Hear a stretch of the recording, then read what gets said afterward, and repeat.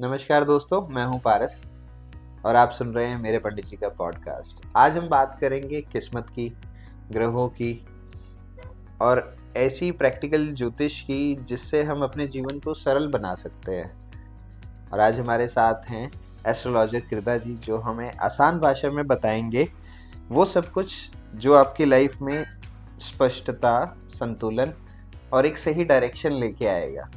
नमस्कार पारस जी, सबसे पहले तो बहुत बहुत धन्यवाद कि आपने मुझे अपने पॉडकास्ट में इनवाइट किया है।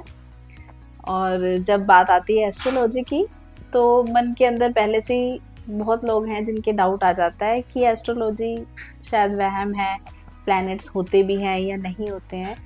तो मेरे ख्याल से आज आपके साथ पॉडकास्ट करते हुए हम ये सारे डाउट क्लियर करने की कोशिश करेंगे। हम एक बहुत ही बेसिक सवाल से शुरू करते हैं कि एस्ट्रोलॉजी एक्चुअली में है क्या और इसका हमारी डेली लाइफ पे कितना इम्पैक्ट पड़ता है। क्योंकि मैंने देखा है जनरली लोगों के पास जब कोई प्रॉब्लम आ जाती है, जब वो फंस जाते हैं, तभी वो किसी ऐसे एस्ट्रोलॉजर या किसी संत या किसी ऐसे के पास भागते हैं। तो एस्ट्रोलॉजी है क्या और डेली लाइफ पे कितना इम्पैक्ट है इसका?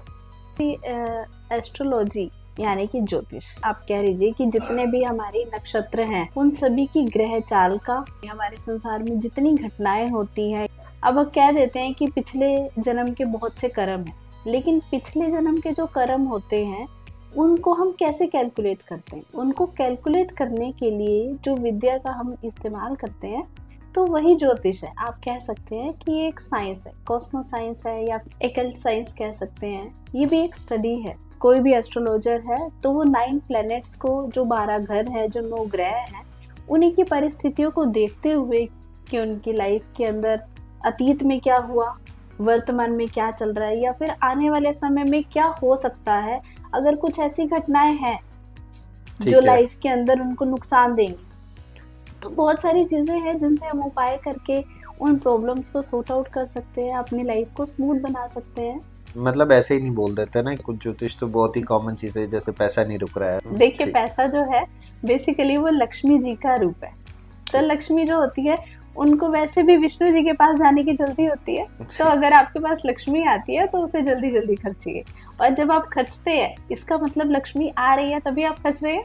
तो जो इंसान पैसे को जब इकट्ठा करके बिल्कुल जोड़ने की या तिजोरी के अंदर उसको दबाने की कोशिश करते हैं ना, तो वहां पर उन लोगों को दिक्कत आती है। कुछ लोग कहते हैं ना कि भाई को खुश रखो, है ना, बीवी को गिफ्ट दो, बहन को चप्पलें लेके दो। तो क्या मतलब ये सही में इम्पैक्टफुल होते हैं और इनका मतलब क्या होता है एक्चुअली? अब अगर हम भाई का कह देते हैं, बेसिकली वो मंगल का रूप है। जब आप अपने भाई के साथ आपके रिश्ते अच्छे हैं तो आपका मंगल का जो रिश्ता है, जो मंगल ग्रह है, वो वैसे ही न्यूट्रल हो जाता है। तो जब आप अपनी वाइफ को कुछ गिफ्ट करते हैं, खासकर चांदी की कोई चीज जब आप उसे गिफ्ट करते हैं, चांदी जो है वो शीतलता प्रदान करती है, तो उससे आपके रिश्ते में भी शीतलता आती है और आपके घर की जो लक्ष्मी है, जो आपकी वाइफ है, वो भी खुश होती है। तो लेकिन ये साइड बाय साइड है।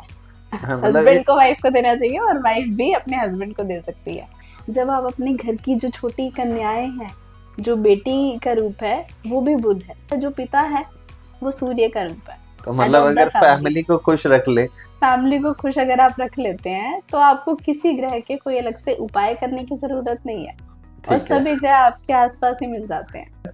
मुझे लगता है कि आपके कर्मस भी उतने इम्पोर्टेंट होते हैं कि आपने अपनी सिस्टर को गिफ्ट तो दे दिया, शाम को फिर लड़ाई कर ली उससे, या आप मदर के पैर छू के जा रहे हो और शाम को फिर कुछ वैसा कर रहे हो जैसे घर में कलेश हो रहा है। इसीलिए मैंने आपसे पहले एक ही लाइन में मैंने बात वो आपको कंप्लीट कर दी, कंक्लूड किया कि बुध ग्रह क्या है? वाणी। कि जब आप अपनी वाणी को शुद्ध रखेंगे ना तो आपके सारे ग्रह न्यूट्रल चलेंगे। आजकल बहुत सारी एस्ट्रोलॉजी चल रही है ना, न्यूमरोलॉजी हो गई, टैरो कार्ड रीडिंग हो गई, या फिर वैदिक एस्ट्रोलॉजी हो गई, वास्तु हो गया।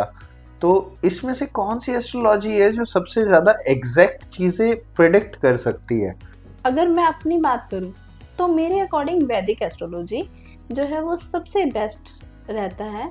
क्योंकि वैदिक एस्ट्रोलॉजी में क्या है, जब आपका डेट ऑफ बर्थ, टाइम, आपका प्लेस ऑफ बर्थ जब एग्जैक्ट हमें पता होता है तो हम किसी, आपकी जो कुंडली है, जो आपके ग्रह है, जो आपके घर हैं, उनका हम अच्छे से विश्लेषण कर सकते हैं। तो हम कोई भी रेमेडी अगर हम बताएंगे उसके अकॉर्डिंग ही आपको अच्छे रिजल्ट मिलते हैं। कोई भी उपाय अगर किसी चीज़ के लिए बताना है, चाहे फिर वो पैसे के लिए हो, चाहे वो बिजनेस के लिए हो, चाहे वो फिर आपकी लव मैरिज, अरेंज मैरिज, या फिर मैरिज में कोई भी प्रॉब्लम आ रही है उसको ठीक करने के लिए, तो वैदिक एस्ट्रोलॉजी जो है सबसे बेस्ट है। और व्हाट अबाउट न्यूमरोलॉजी? क्योंकि आजकल न्यूमरोलॉजी ना, मतलब लोगों को ऐसा लगता है कि अच्छा 31st आपका डेट ऑफ बर्थ नंबर है तो 4 मूला अंक, अच्छा आप राहु हो, आप चंद्रमा हो। जो लोग जज करते हैं वो सिर्फ जजमेंट ही करते रह जाते हैं। ठीक। हर चीज को समझना पड़ता है। आप देखिए न्यूमरोलॉजी में अगर हम बात करते हैं एक नंबर की, तो एक नंबर जो है वो सूर्य का नंबर है।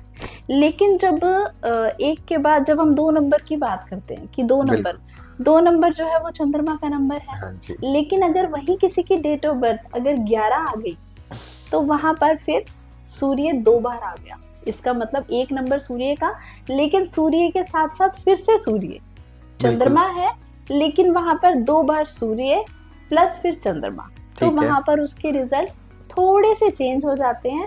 लेकिन हर कोई उस तरीके से सोचता नहीं है, तो इसीलिए हमें जज नहीं करना चाहिए। एग्जैक्टली, मतलब 22 वाला जो राहु होगा वो अलग होगा। बिल्कुल बिल्कुल। 22 वाला जो 4 वाला होगा वो बिल्कुल अलग होगा। अगर आप बात कर रहे हैं राहु की, तो सबसे पहले मैं आपको बता दूं जो 4 नंबर है वो प्योर राहु है। और उसके बाद जो है 13, 13 में क्या होता है कि 1 नंबर फिर वहां पर सूर्य का है, 3 नंबर बृहस्पति का है। मतलब सूर्य बृहस्पति का योग करके जो राहु बन रहा है, तो यहाँ पर कहीं ना कहीं हमें सूर्य और बृहस्पति की ज्यादा आप देख सकते उनके हैं ट्रेड्स भी देखने को मिले। बिल्कुल। आजकल जैसे ट्रेंड्स में हम लोग देखते हैं ना, दे आर टेलिंग वर्ड्स, आप इस वर्ड को चैंट कीजिए, और वो वर्ड्स मतलब मुझे ऐसा लगा शायद हमारी लैंग्वेज में भी नहीं है वो वर्ड्स, हमने कभी सुने भी नहीं है। देखिए हर एक धर्म के अपने अपने स्विच वर्ड्स होते हैं।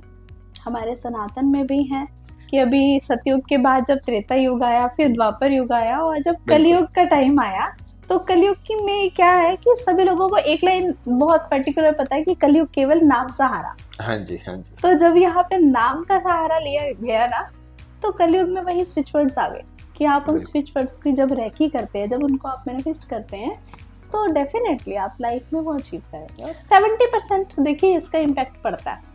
पहली बात तो आपको क्या चीज़ चाहिए, वो स्विच वर्ड आप किस चीज़ के लिए यूज़ करते हैं। ठीक है।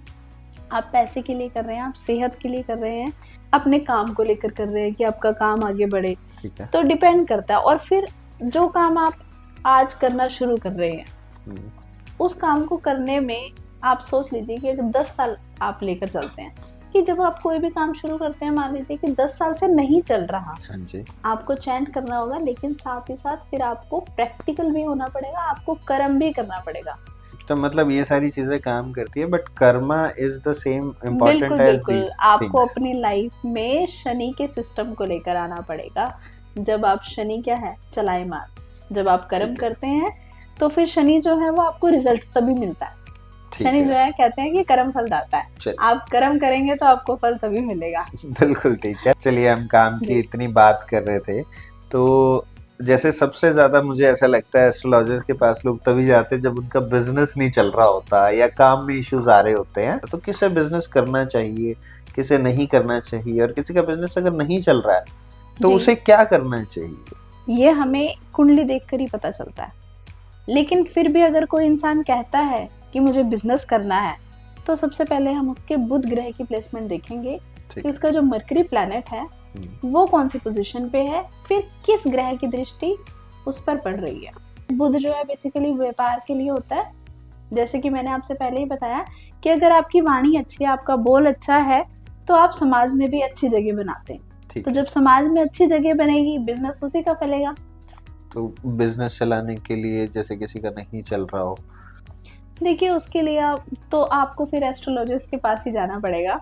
उसके लिए आप हमारी साइट पे, मतलब जैसे मैं चाह रहा हूँ, मतलब कि जैसे वो रील्स में बताते हैं ना एस्ट्रोलॉजर की, ये उपाय कर लीजिए तो पैसा बरसेगा, ये उपाय कर लीजिए तो आपका बिजनेस ऐसे चलेगा, कोई रोक नहीं पाएगा। देखिए पैसा तो बरसता है, लेकिन अगर किसी की कमाई 10,000 है और अगर पैसा बरसाना है, तो उसके लिए 10,000 की जगह अगर 1 लाख रुपए उसको मिलता है, तो इट मीन्स उसके लिए पैसा बरस रहा है। ठीक है। अगेन फिर मैं वही कहूंगी कि अपनी जो वाणी है उसको सही रखिए, हाँ, अगर बिजनेस करना है उसके लिए हर एक प्लेनेट जो है वो अपना अपना रोल प्ले करता है। कि अगर आपका 7th हाउस में अगर आपका तुला राशि का बुध है, ठीक तो है। आप बिना किसी इन्वेस्टमेंट के कोई भी काम कर लेंगे। मतलब आपके पास दुनिया आएगी कि आप मेरे साथ काम करिए।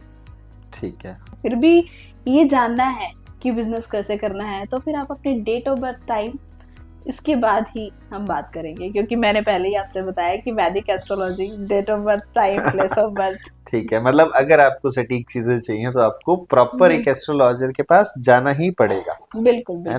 बट एक नॉर्मल इंसान को कैसा पता चले कि एस्ट्रोलॉजर ठीक है, इसको एस्ट्रोलॉजी उस लेवल की आती है ना? जब एस्ट्रोलॉजर के पास जाते हैं तो हम पहचान कैसे करें कि ये सही एस्ट्रोलॉजर है, ये हमारी सही चीजें हमें बता पा रहा है? सबसे पहले तो आपको ये पता होना चाहिए कि आपको सवाल क्या करना है। हम एक ही सवाल पूछ लेते हैं कि अभी आने वाला साल जो है वो हमारी लाइफ का कैसा है, या फिर घर में पैसे की दिक्कत है उसका बता दीजिए। एस्ट्रोलॉजर क्या करते हैं कि हमें उपाय बता देते हैं। हम उसके आगे ये क्वेश्चन नहीं करते कि ये उपाय हम कौन से ग्रह का कर रहे हैं और कौन से ग्रह से ये रिजल्ट हमें मिलना शुरू होगा। तो जब आप किसी एस्ट्रोलॉजर से पूछते हैं कि बिजनेस करना है, कुंडली देखकर वो बता देंगे आपको कि आपका 10वें ग्रह में 10वें घर के अंदर अगर आपका मंगल बैठा है तो आप प्रॉपर्टी का भी काम कर सकते हैं, क्योंकि 10वां जो घर होता है वो कार्य का होता है। लेकिन आप ये पूछेंगे कि काम करना है, क्यों करना है, मुझे मंगल का भी प्रॉपर्टी का ही काम क्यों करना है, तभी तो सामने से आपको जवाब मिलेगा। ठीक है। जो एस्ट्रोलॉजर आपके सवाल किए बिना ही आपको जब जवाब दे दे, तो वहां पर आप एस्ट्रोलॉजर की पहचान कर सकते हैं कि आपने तो ये सवाल किया ही नहीं, लेकिन आपको जवाब मिल गया। ठीक है। और एक दूसरा तरीका जो सबसे इजी आप कर सकते हैं कि जब आप कहीं पे भी जाएं, आप अपनी डेट ऑफ बर्थ दीजिए, टाइम दीजिए और कुछ भी मत बोलिए। आप सामने जो एस्ट्रोलॉजर है आप उनको बोलने दीजिए, वही बताएंगे कि आपकी लाइफ में क्या चल रहा था, आज कहाँ आप स्टैंड कर रहे हैं और आने वाले टाइम में आप कहाँ तक पहुंच सकते हैं। मतलब एक सही एस्ट्रोलॉजर आपको आपकी डेट ऑफ बर्थ और टाइम से ही बता देगा कि आपकी लाइफ में प्रॉब्लम एक्चुअली चल क्या रही है, आप पूछने क्या आए हैं जी, उसको पहले से ही पता चल जाएगा जी। अब एक बहुत इंटरेस्टिंग चीज है, जैसे बहुत से एस्ट्रोलॉजर ना सिर्फ स्टॉक मार्केट की प्रेडिक्शन करते हैं, तो स्टॉक मार्केट की प्रेडिक्शन जो है वो किस बेसिस पे करते हैं, और कई बार एस्ट्रोलॉजर्स ईयर्स की भी प्रेडिक्शन कर देते हैं, इस साल ऐसा क्या होगा, वैसा क्या होगा। तो मतलब ये प्रेडिक्शंस कैसे करते हैं स्टॉक मार्केट की, ईयर की, या फिर ऐसे इवेंट्स की? स्टॉक मार्केट की शायद इसलिए करते हैं क्योंकि उनका इंटरेस्ट रहता होगा। स्टॉक मार्केट जो है बेसिकली वो राहु का है। ओके। जितने भी इलेक्ट्रॉनिक मीडिया है वो राहु से रिलेटेड है। ठीक है। तो शेयर मार्केट की जहाँ प्रेडिक्शन की बात आती है वहां पर राहु की प्रेडिक्शन होती है। राहु जो है वो पूरा आसमान है, तो आप देख सकते हो कि आसमान के आप कोई छोर को आप नाप नहीं सकते, और साथ ही साथ उस समय, उस साल को और उस देश को, जैसे अगर हम इंडिया में रह रहे हैं तो यहाँ पर एक सेंटर पॉइंट लेंगे, इंडिया की अगर हम कुंडली देखेंगे उसके अनुसार जो साल चल रहा है, जैसे अभी 2025 चल रहा है, आने वाला जो साल है वो 2026 है, तो जो भी साल चल रहा है उसके नंबर के हिसाब से उसकी गणना करेंगे।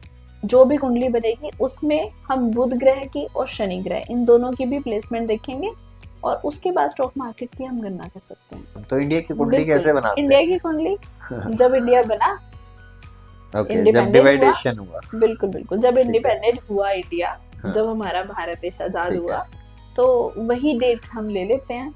अब सबसे अहम सवाल जो है कि हर इंसान को एस्ट्रोलॉजी की नॉलेज होनी चाहिए, या कितनी बेसिक उनको पता होना चाहिए कि एस्ट्रोलॉजी क्या है? देखिए, अभी जैसे कलयुग का साल चल रहा है तो हर एक इंसान को एस्ट्रोलॉजी की नॉलेज होनी चाहिए। जैसे कि मैंने पहले कहा कि अगर आपने सवाल जो किया कि एस्ट्रोलॉजर की पहचान कैसे करें, सबसे पहले अपने बेसिक्स क्लियर होने चाहिए, अपना वाई क्लियर होना चाहिए। तो वाई कैसे क्लियर होगा?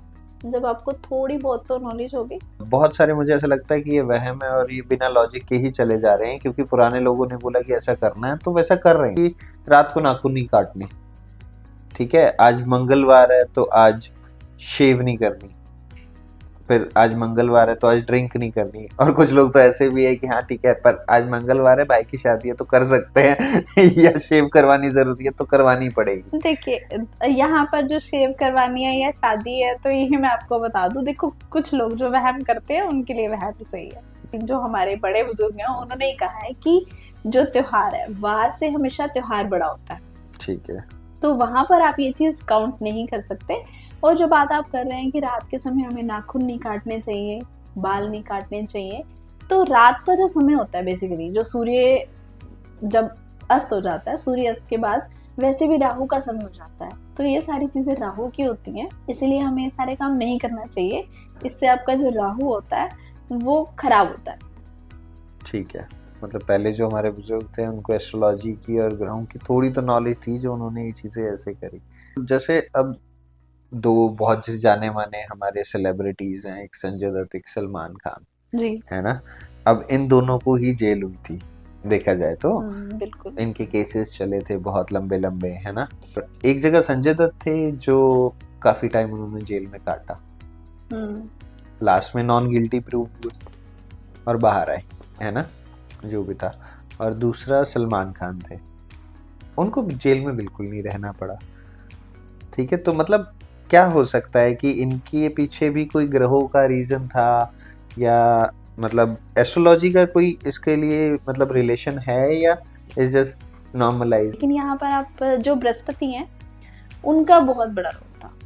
बृहस्पति या तो लगन में होंगे इनके, सलमान खान जी के, तो उनकी पूरी जो छत्र छाया थी उन्होंने सारे प्लैनेट्स को न्यूट्रल करके रखा, और शनि की जो बुरी छाया थी वो उनके ऊपर नहीं पड़ने दी, क्योंकि शनि जो है, जो 12वां घर है, वो हमें जेल यात्रा कराता है। ठीक है। तो उस टाइम पे जो बृहस्पति थे उन्होंने संभाला। ठीक है। और कहीं ना कहीं जैसे मैंने आपको बताया कि कर्मास मैटर करते हैं, तो जिसके जैसे कर्म है उसको कर्म तो वो मिलेगा ही मिलेगा, उसका फल मिलेगा। ठीक है, मतलब अच्छे कर्म करते रहो, अच्छे कर्म करते रहो और आपको अच्छे फल मिलेंगे। और हर किसी का अपना अपना प्रारब्ध है। हम इस जन्म की बात कर रहे हैं, कुछ पिछले जन्म के भी होते हैं। अगर मतलब संजय दत्त जी को जेल में रहना पड़ा तो हो सकता है उस समय उनके लिए वही अच्छा था। हो सकता है कि उस टाइम पे जब संजय दत्त जी अगर वो बाहर रहते तो शायद उनकी जान की मानहानि हो सकती थी। ठीक है, तो इसीलिए उनके लिए शायद जेल में रहना ज्यादा अच्छा। मुझे ऐसा लगता है कि लोगों को सबसे बड़ा भ्रम एक ही होता है कि ये इंसान इतना बुरा करता है, इसके साथ सब कुछ अच्छा हो रहा है, और मैं अच्छा करता हूँ, मेरे साथ इतना बुरा क्यों हो रहा है। ये मुझे ऐसा लगता है कि आज की डेट में हर पर्सन इस चीज से रिलेट करता है। जैसे ये लगता है कि यार ये इंसान शराब पीता है, जुआ खेलता है, बट फिर भी इसके पास इतना पैसा है, फिर भी ये इतने अच्छी पोस्ट पे है, ये इतना बुरा करता है, और हम लोग इतना अच्छा कर रहे हैं, हम डोनेट कर रहे हैं, सब कुछ कर रहे हैं, बट फिर भी हम यहीं पे हैं। देखिए, ये सारे कर्मास की बात होती है। अगर कोई इंसान बुरा ही बुरा करता जा रहा है तो इसका मतलब कहीं ना कहीं उसके बुरे कर्मों का जो मटका है वो भर रहा है। लेकिन अगर मैं बात करती हूँ एस्ट्रोलॉजी की, तो एस्ट्रोलॉजी में इस चीज़ को कैसे हम लेंगे कि कोई भी इंसान है, अगर वो अल्कोहल ले रहा है या ड्रिंक कर रहा है, हो सकता है कि ऊपर वाले ने, भगवान ने उसे इसी कर्म के लिए भेजा हो। तो यहाँ इंसान कोई भी अगर कर्म कर रहा है तो हो सकता है कि ऊपर वाले ने उसको वही ड्यूटी दी हो कि जाओ और आप कलयुग को बढ़ाओ।